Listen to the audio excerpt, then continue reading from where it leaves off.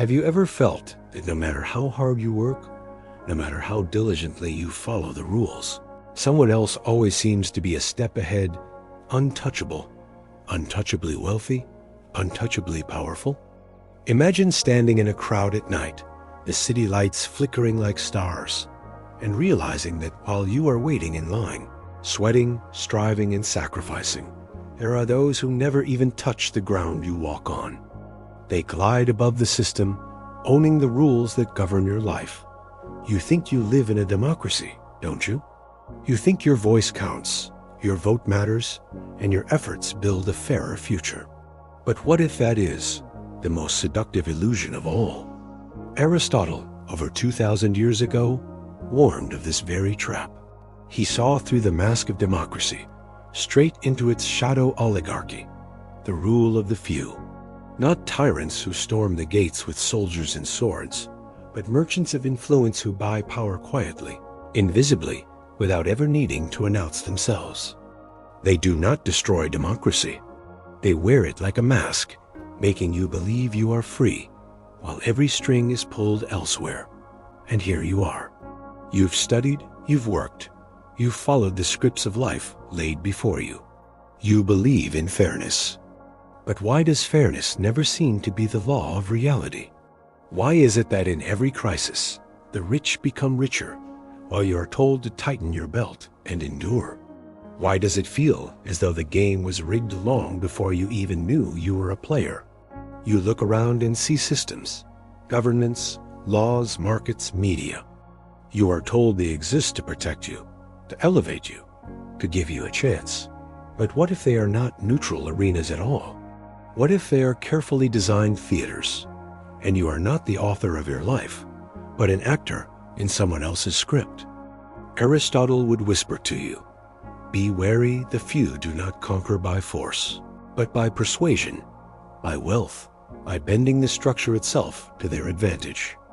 Think about it. Have you ever questioned why billionaires seem immune to the consequences that devastate ordinary people?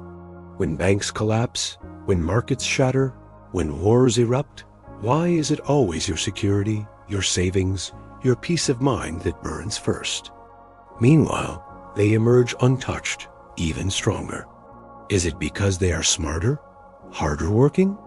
Or is it because they long ago learned a truth you were never meant to hear, that the game is not won by playing, but by owning the board itself?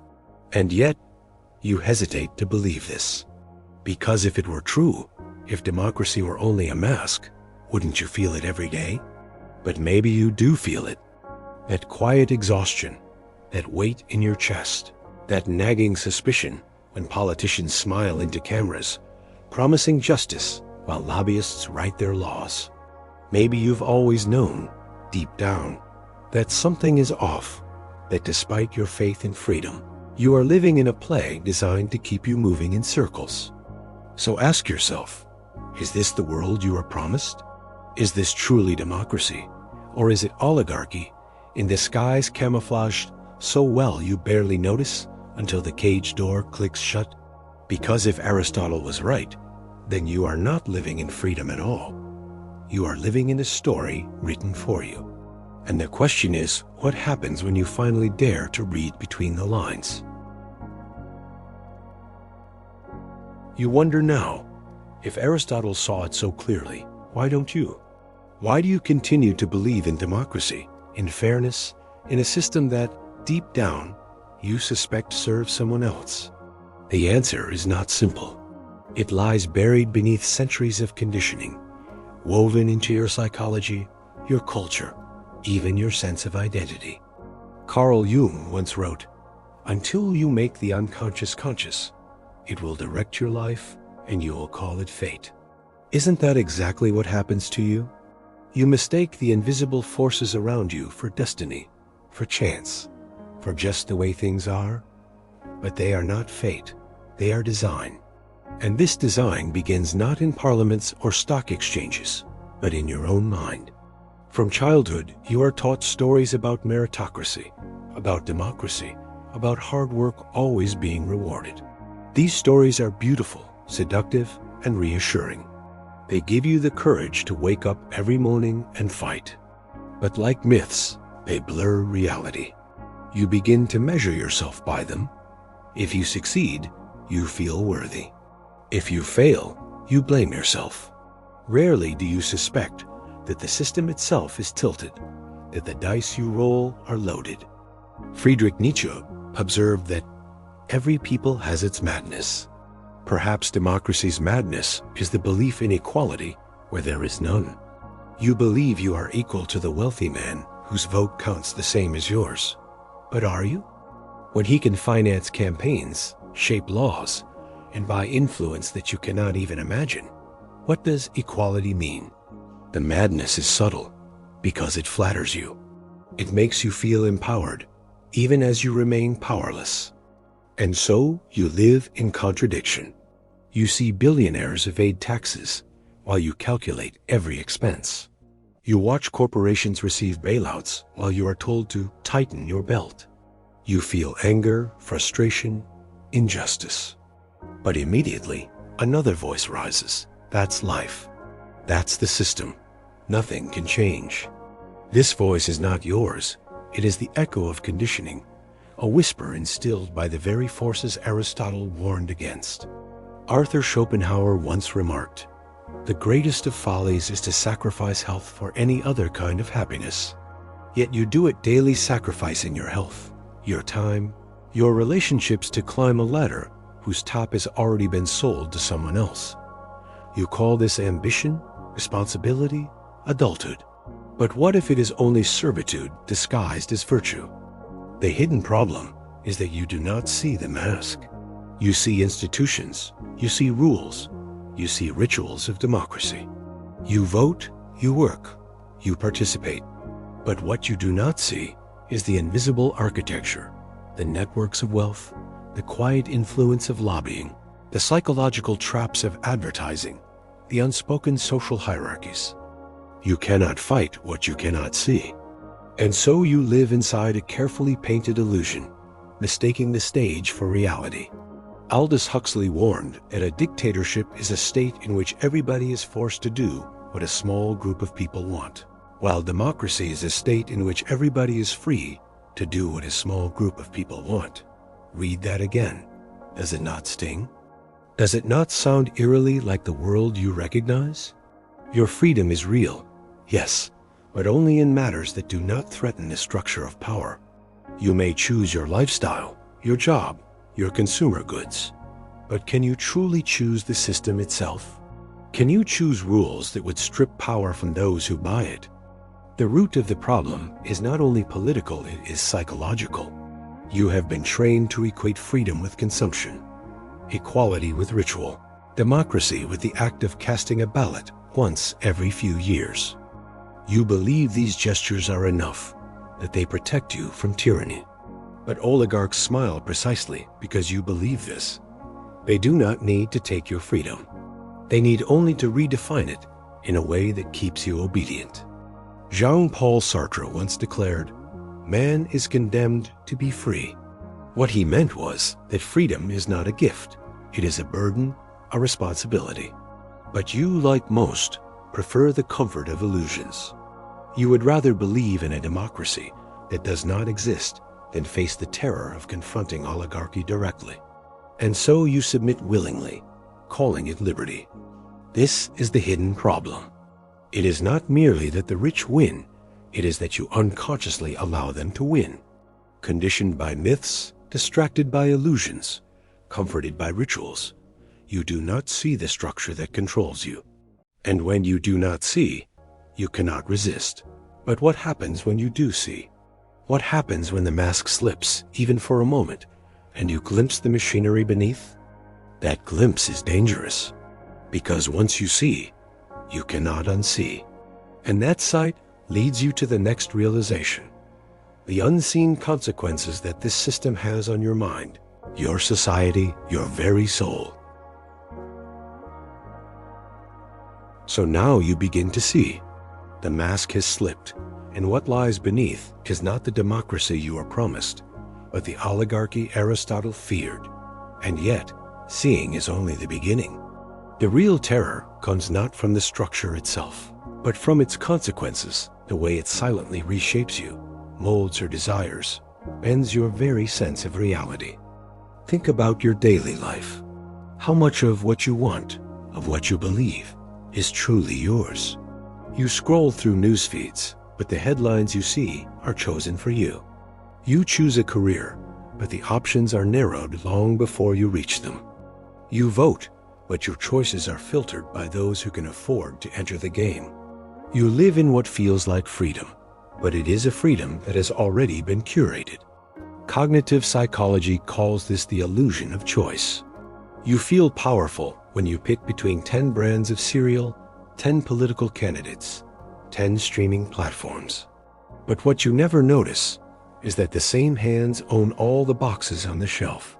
This is how oligarchy survives, not by limiting your choices outright, but by flooding you with options that are essentially the same.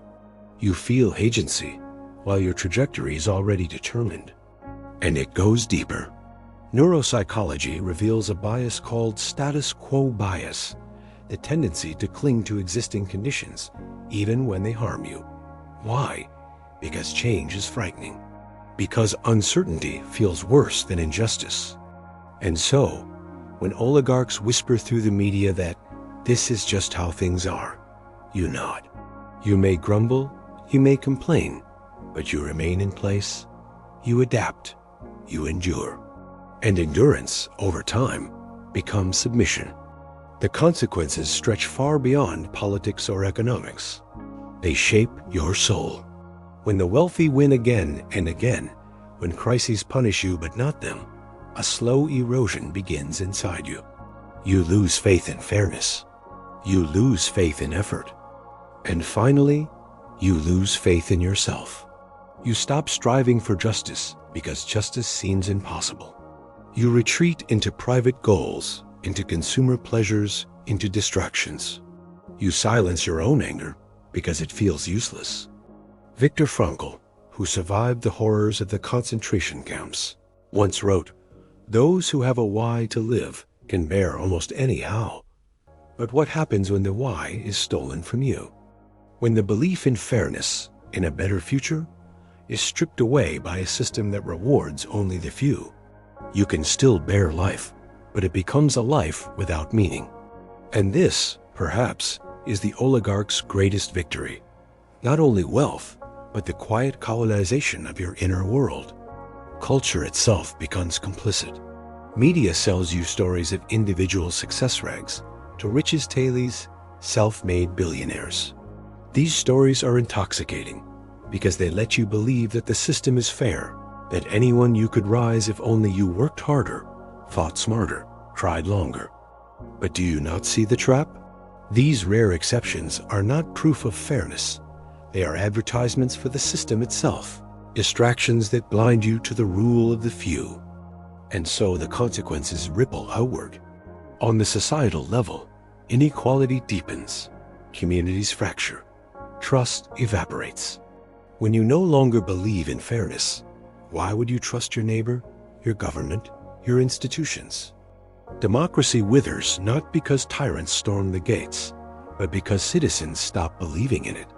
They retreat into cynicism, into apathy, into silence.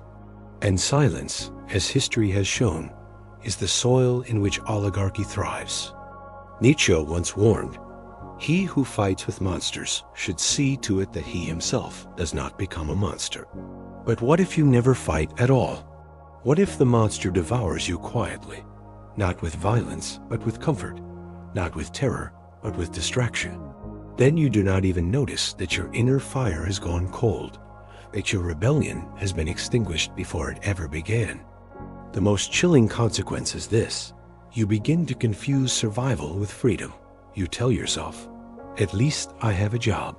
At least I can still choose. At least I am not in chains."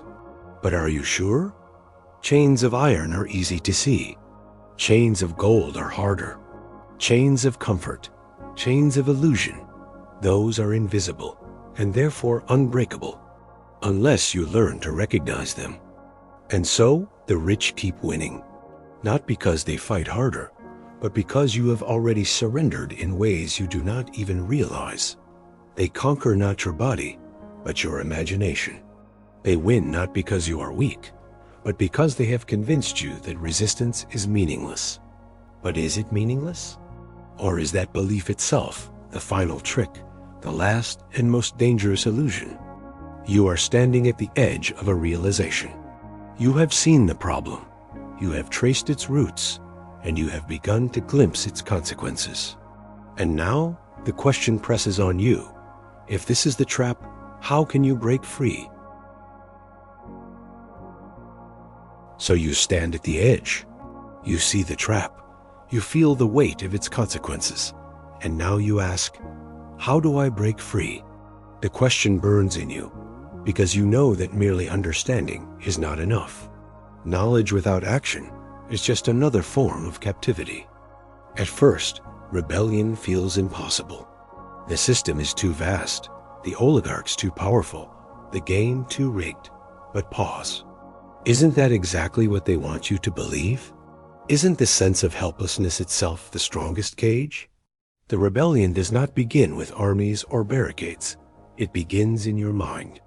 Imagine for a moment that you refuse to play their game on their terms. Imagine you no longer measure your worth by the standards they set: wealth, prestige, consumption.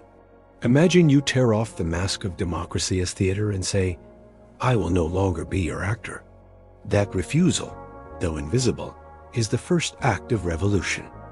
Nietzsche said, the secret of reaping the greatest fruitfulness and the greatest enjoyment from life is to live dangerously. Dangerous living does not always mean violence or chaos.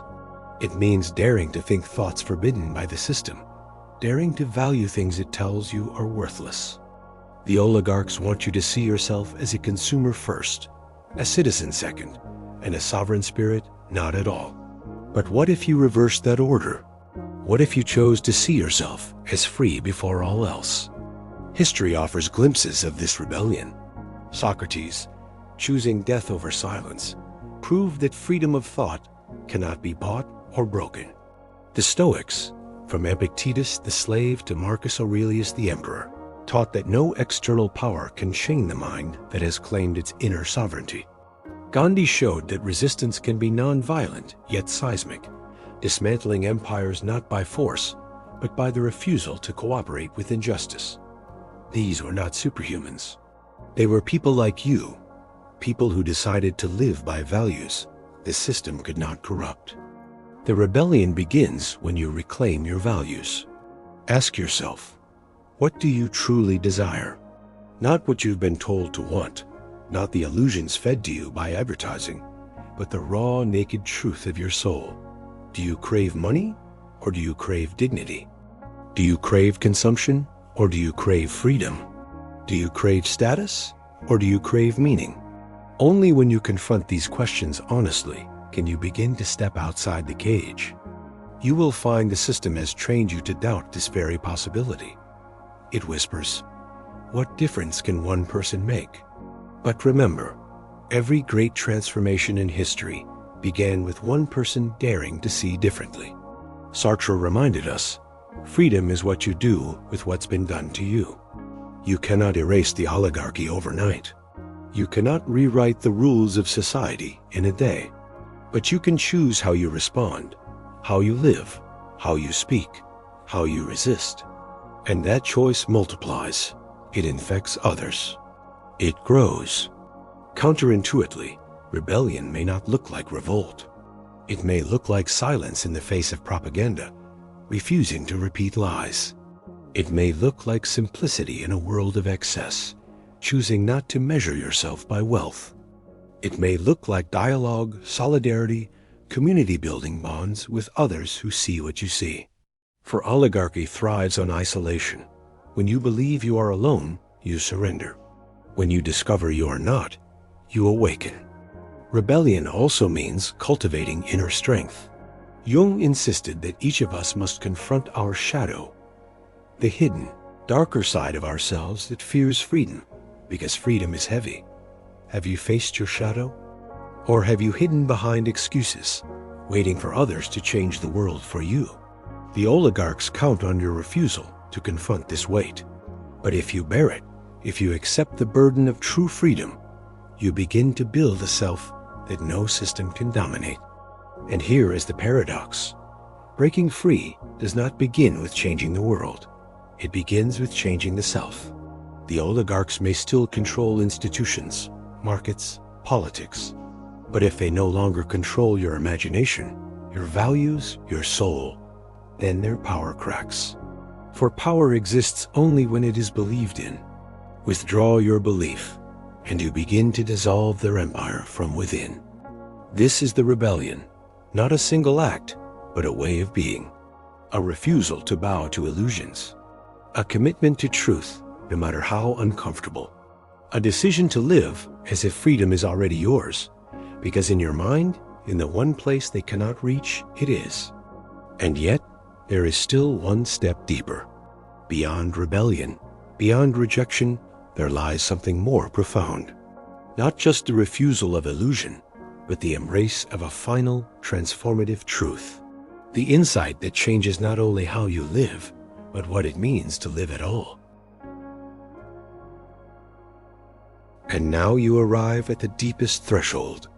You have seen the mask of democracy, uncovered the hidden roots of oligarchy, felt its consequences press against your spirit, and begun to sense the rebellion stirring inside you.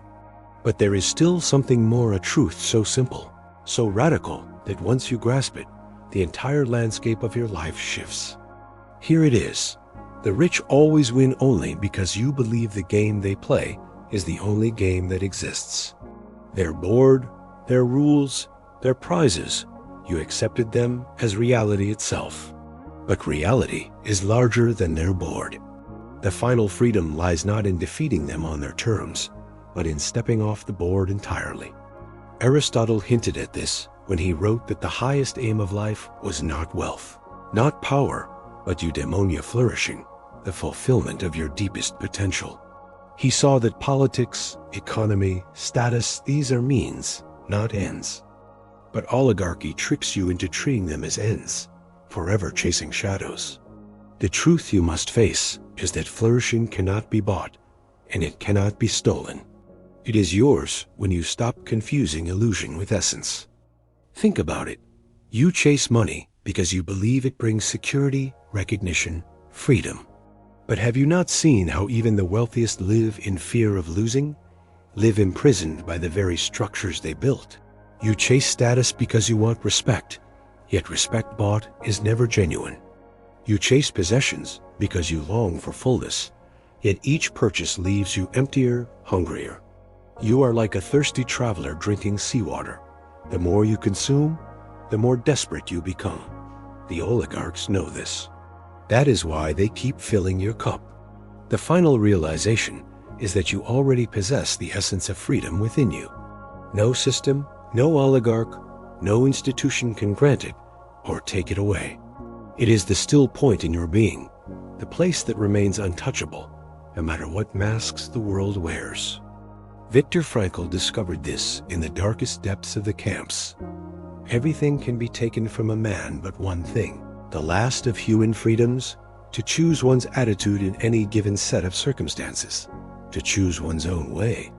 What does this mean for you? It means that even if oligarchs dominate politics, you are free to refuse their definitions of success. It means that even if wealth is hoarded, you are free to define richness not by possessions, but by depth of spirit. It means that even if society worships illusions, you can choose to live in truth. That choice, invisible though it may seem, is more powerful than any vote, any law, any currency, because it is the foundation of sovereignty. And here, the paradox reveals itself. When you step off the board, you are no longer defeated by their victories. When you stop playing their game, they cannot win against you. Imagine standing in a crowd where everyone fights for scraps, clawing desperately, believing the scraps are life itself.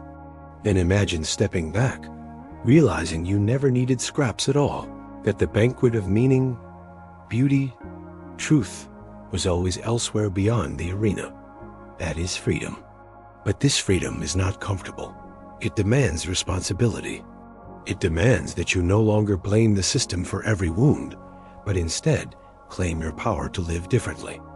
Sartre's words echo, "Freedom is what you do with what's been done to you." The oligarchs may have written the stage, but you choose whether to act out their lines or improvise your own. You choose whether to remain an audience member or to walk out of the theater entirely. And so, the richest irony emerges. The rich may always win, but only at their game. The deeper truth is that you do not have to play. You can live a life beyond their scoreboard, a life rooted in meaning, in love, in inner sovereignty. This is not escape, it is transcendence. It is the realization that power over you exists only where you consent to measure yourself by their values. Withdraw that consent, and you are untouchable. Picture this final scene. You, standing before the mask of democracy, before the edifice of wealth and power. The crowd bows, the oligarchs laugh, the game continues. And then you turn away. Not in resignation, but in quiet, radical freedom. You choose to live differently. You choose to define your own flourishing. And in that moment, you are freer than any oligarch can ever be, because they rule the world. But you, if you awaken, you rule yourself. And the one who rules himself, as Aristotle knew, is the only one truly free. So now, ask yourself, will you keep playing their game? Or will you dare to live by your own truth? The answer will echo long after this moment, into your choices, into your relationships, into the world you leave behind. The story is unfinished because it is waiting for you to write it.